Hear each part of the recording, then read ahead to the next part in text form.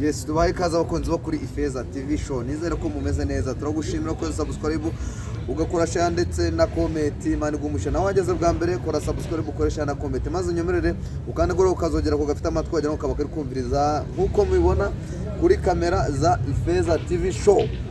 Turiho turi abantu batatu njyewe nashona umunsi navuze ngomba na kuza CEO Ifeza TV show. Ifeza TV. umunsi navuze ngomba kuza nkagaragara kuri kamera. Ongera ako kana ariko CEO Ajya iyo kabyindi bayita Ifeza TV. iyo kabyindi bayita gira nago numvise neza iyo kabyindi ngo bayita ngo Ifeza bayita Ifeza TV. Ifeza TV show. Eh. Uyu munsi niyiziye nashona ndi kumwe na umukobwa mwiza. oya yitiranwa na wamutire ngira Ongeraho CEO. yitiranwa na CEO yitiranwa na Ifeza TV yitiranwa na wamutinganyi bita emotion izi siko bamwita ajya gutwa ngo emotion Agupfekera abatinganyi none wari ugutinga cyane nawe waracanga yitiranwa nawe kubera iki wasaze. kaswe Hanyuma murabona ko kuri kamera turiho turaba batatu hagati hari umukobwa mwiza.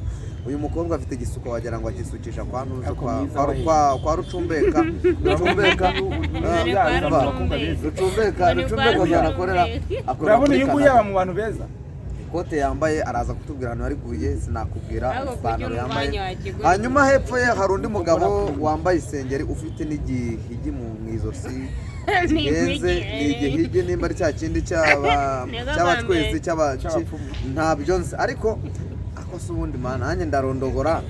Reka twakire uyu mukobwa abanza twibwire bune umukobwa bite ni sawa kuri mwiza birandeye wa mugabo we mana uri mwiza ndamaze bwiza umugabo n'ubundi areka nkubaze iki gisuko wisukishiriza kwa mukorogo nicukisha kwande tubwire cyawe bisiga mukorogo ni kayoso suka ariko nawe ubwo niba gisutse nabi ubwo nawasebye reka twakayo umeze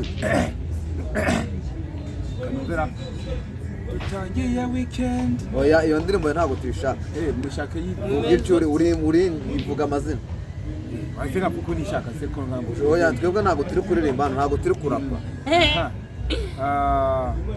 Ni Satani Kayusi na Pastor Kayusi uri Satani Kayusi na Pastor Kayusi iki nacyo ni nka Pastor Korode uretse impamvu ujya kugira ko ni Pastor Kayusi nuko nigeze kukizwaho ndabona waraguye urahenura uzi ko kuri nuza ye kuri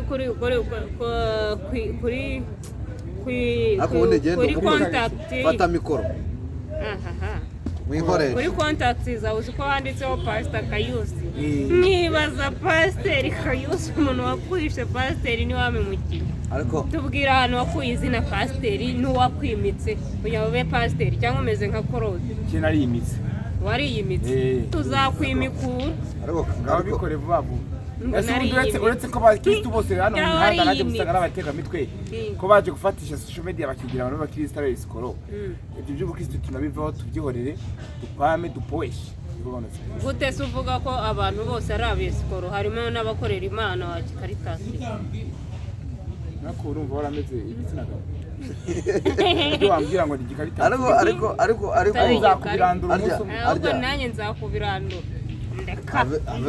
ave turi mu kiganiro ariko azagukuramo impyiko ariko reka nereke fata hasi ariko reka mbabwire buriya hari ibintu bitatu tokini ako musa mfite amakuru ibintu banza unyumve ibintu byo gukora ku mukobwa twicaranye uretse mfite amakuru ngo ujya wirangirizaho mu izina rya Yesu ibyo bintu nibyo ntabwo nakwirangirizaho kuko ndi kumwe na Aisha noneho mfite n'amakuru ndetse wowe urabona uyu nguyu wamurangirizamo umugabo mwiza umeze nka wowe uri gikara usa n'inkoni iteka iyo umuntu ananiwe agira umuruhuro ngaho mbwira aya makuru mashya twagiye yego amakuru mashya ahari tureka kuvuga ibi kano karagaciyemo Kayusi muramuzi ni umutinganya ariko wanabivuyemo uyu nguyu na Aisha reba hano umubwire hasa ko muri kumukorakora mu Imana uri mwiza. Hanyuma uno munyamakuru ashaka aracyari n'ingaragu Kayusi sinzi ukuntu byagenze aragwa.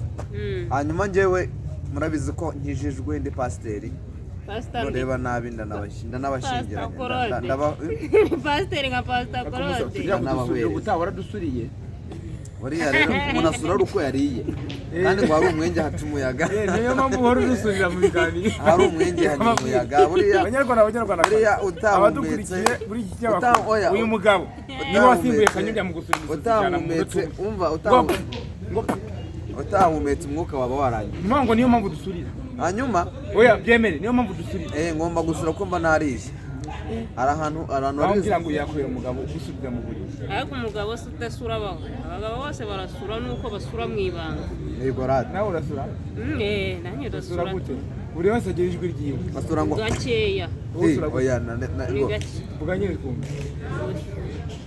ngo ugasura akantu kanyinyurutse kameze nka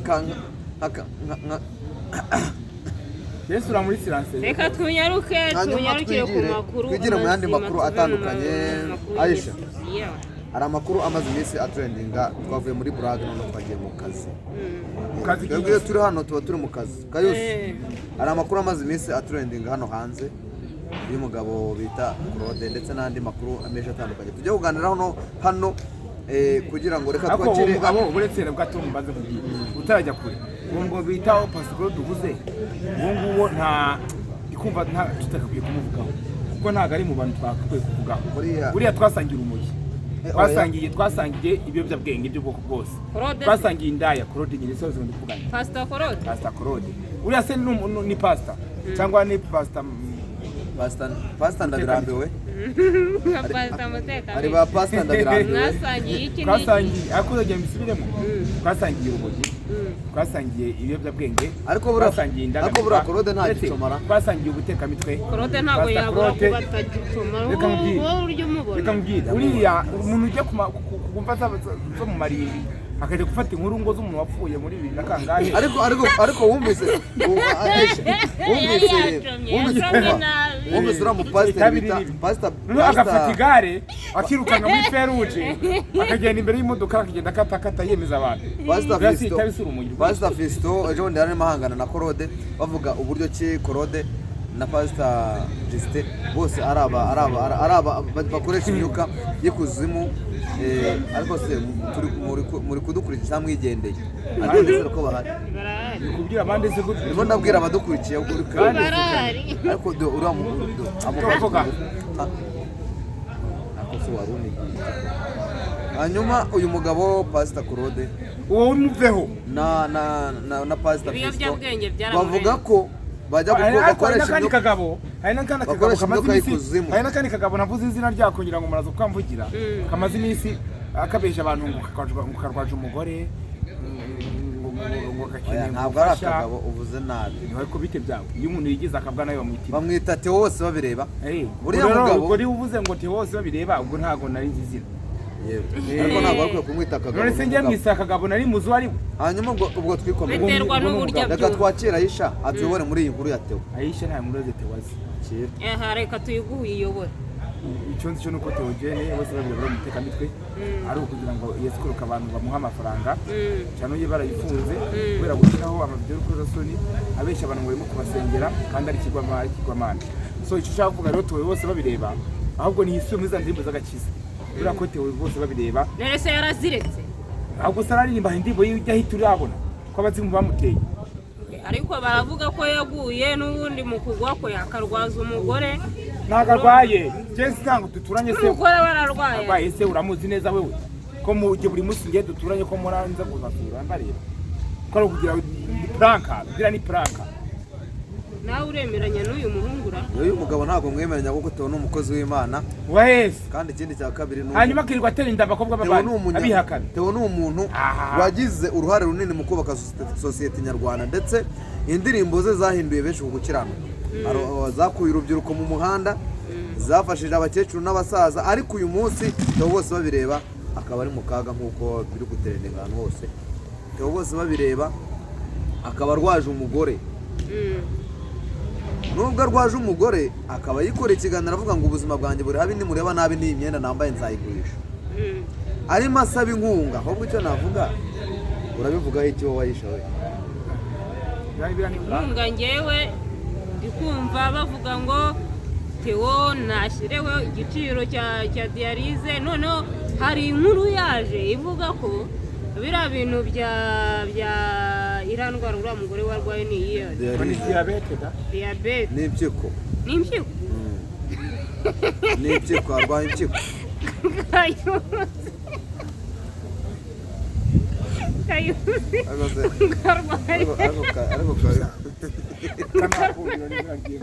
Ako Kayusi. Wese umuntu ari umuntu w'umugabo ari umuntu mukuru kuko ngarwaye diyarize. Ariko Kayusi arimo arakinira ku buzima bw'umuntu. Arimo arakinira ku buzima bw'umuntu. Urabona ati bose babireba. Yaratinyutse akaza kuri kamera. Ariko se buri kimwe cyose yari kuvuga ngo hari umwana w'umukobwa ngo uri kuvuga ko nateye inda ngo arambeshera. Uri kumva se ibyo se ntabwo bigera kuri YouTube, ntabwo bigera kuri platform. Buri kimwe cyose Theogene agishyira kuri YouTube kugira ngo bikunde sikaminga abantu bamuha amafaranga. Iriya nkuru yatangaje bagafata umugore wa Nazi, nzanabazana n'ifoto y'umugore wa nyawe bari kumwe. Bikumva se urebe ko ari uriya. Nubwo rero kuvuga ko Theogene mugore atari uwe. Nagaruwe Ejo Asiya yaramusuye. Inde se wamusuye? Asiya yaramusuye mu rugo na madamu ari mu rugo. Twabonye video. Asiya ubundi uzingura hano mu Rwanda. Uzingura hano mu Rwanda si. Ari he? Asiya ari he? Ari muri Amerika. Yagiye ryari? Oya wibaza we utangaza amakuru uzi. Yaragiye. Yajyanywe nani? Kayusi. Ariko utangaza amakuru uzi. Nese warabonye. Ariko se warwaye diyari. Urimo uramburanya. Ngiye muhamagara mu kiganiro. Muhamagara. Ni muhamagara. Natakwita burasema. Nanyitaba. Uraje uhamagara utari we. Oya ndabikwereka ko ari we. Sha muhamagara. Ngenda muhamagara mu kiganiro. Aisha sibyo ra? Bishyire ku mucyo. Muhamagare mubaze uti wagiye gusura nuzi.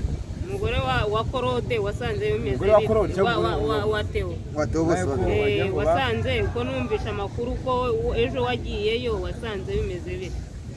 Reka nze ngewe muhamagare Asiya.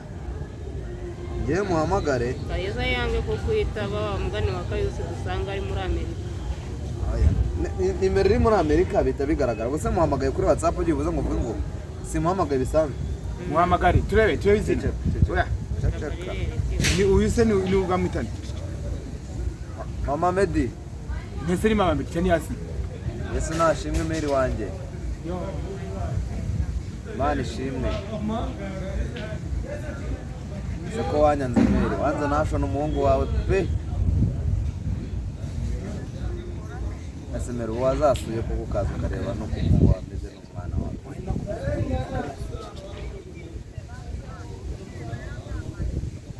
Narakubonye nabonye ikiganiro waragiye gusura Theo y'injyana byibuze aranye nkamusura.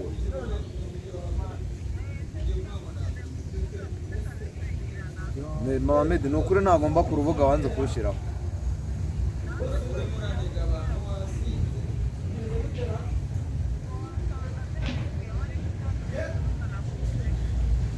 Ikibazo uzaje ndaza kureba ariko uzongera ushireho ndahita nibona.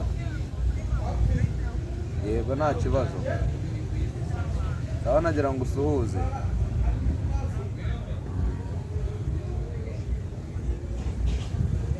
Rero nkuko mubyiyumviye ngewe nagira ngo cagahigo nemeze Kayusi. Kayusi aratangiye kubeshya. Nyene urabyumviye uhamagaye. Mpamagaye. Wumvise mpamagaye. Nasi. Si Mama Medi. Asiya nubyumvishe n'ijwi rye. Uvuze gute? Mama Medi. Erega genda umenye ko genda umwe mu bana bizawe. Hano muri telefone bafite Mama Medi bangahe? Dore nahamagaye nde? Izahuka. Sinzahuka. None se yako Asiya ukunda muzi cyangwa ntago ubuze. Mukwereke kuri telefone yanjye. Umunyereka. Asiya ari muri Amerika. Ntago ari hano mu Rwanda. Izo prank mukora muza guturira abantu ngo buriya ngewe nange imbwa ngahura nazo. Imbwa ziki se ko icwanga mukabana ko ari imbeba ko nabo iyo watuje nka kunyomoza. Yewe ndaje nkwereke ko umuntu mamagaye ari we. Wahese. Uwo nguwo nambe niyo hamagara wenda runaka wenda ari wadi amakuru yanyaye. Mamagare nde? Ntabwo se uretse kutuburira abanyagihugu. Iyi nimero ni ya. Ese hano cyane. None se Asiya suye kubisoma. Unyereka ko aba yanarebye n'ibintu bya. Uri kubisoma he? Ako si iki kintu. Ngewe ndashaka no kubyereka abanyarwanda. Sibyo ratayije. Asiya ubasura muzi. Yembuka wawe. Umugore w'inzaho. Ubwo ntabwo uwo mvuga ngewe Asiya. Theogene. Asiya wundi ni mvuga ngiye Asiya wa wundi ukina filime se yego niwe mvuga niwe nakwemera kukuriya umuntu witire mama pasiteri ni wahe mu izina rya Yesu. oya wa wundi ukina filime niwe mvuga Asiya ni wa wundi ukina filime wahoze ari boss wa Kamwana turumvikana ya wagiye muri Amerika ni nubu ni hari ariko wagira ukamanya yabyihorere wahamagaye utsinzwe cyatsinzwe ese uwe muri kumwe na nuwo ngo bita mama Asiya hanyuma twibere ku nguru ya bose babiri ahubwo reka je mvuge gutya umunyarwanda wese ari Burayi ari mu Rwanda ari muri Kigali ari Australia ari Burundi ari muri Kenya ari muri Congo ari muri mbese hari hose ndakwinginze ukora subscribe maze nurangiza ufata nizere kutongeye gusura mu kiganiro urebe nimero ya Tobose babireba umukandira akanyenyeri turebe ko uyu mubyeyi mubanza munyumve n'itandiko bureka ntangire publicity ntange publicity mushyigikire Tobose babireba mwoka byaramwe turi kuntu Theo umugore we yakira ntabwo dushaka umupfakare nimumufashe ari guteka imitwe umugore we nawe mwibonera ntabwo ari guteka umutwe ni muzima nimwite ku magambo ya Kayusi yababwiye ko ari Satani noneho mugende mufasha abantu bifashije sibyo yavuze ra mugende mufasha abantu bifashije aratagira icyo mugende mufate amafaranga make abakunzi bo kuri kino kinyamakuru twicayeho ikintu nababwira turabakunda kandi turabizera tubizereramo ni mwe ba boss dufite ni mwe bakire dufite yego kuba waje ugafata umwanya ukicara ku kiganiro cyacu ukakireba kuba turi hano no kubera morale ikomeye kuba twicaye aha ni mwe urumva kandi niba uri na mushyashya hano kora subscribe kugira ngo ujye ubona ibiganiro ducishaho hano umunsi ku munsi hamwe n'uyu musazi Kayusi satani rwose n'uyu nguyu national niba ari national ariko Aisha reka nkubwire national se nawe ni umutinganyi yavuze umuntu bita national ni umugabo afite umugore yimbeshya ndi umugabo ahubwo Aisha ko nkunda wabivuze mu kiganiro kandi wubatse oya nimvuga urukundo ntabwo mvuze urwo oya turi inshuti rata nibyo navuga ndakwikundira uyu ni umuhungu mwiza ni umwana mwiza afite channel bibita Izere TV7 munyeruke umukore subscribe no kuri Dodona TV show ni umushuti wanjye cyane nta mutima mubi nubwo mubona yirabura ariko ntabwo ko yirabura ku isura ntabwo ariko yirabura ku mutima inzobe rwose ku mutima njyewe ndi umusore mwiza usa na Yesu ongeraho kuri inzobe ku mutima ariko niba kurebera kwirabura inzobe ni nziza buri umusore mwiza usa na Yesu kabiri wowe usa na Satani ubu bwanwa bwawe ubu bwanwa bundi busobanuye utujogo reba ikiruso hano reba ikiruso turanganyara ko n'utujogo mwese nta bwanwa mugira yewe ubwanwa afite mfite ubwanwa Imana yarabusokoje ubwo ni nk'ubw'imbe bihuhifu ubuhe ubwo uri ariko mwese reka mbisoze gutya mu mbabwira ati ndabakunda kandi ndabishimira cyane bye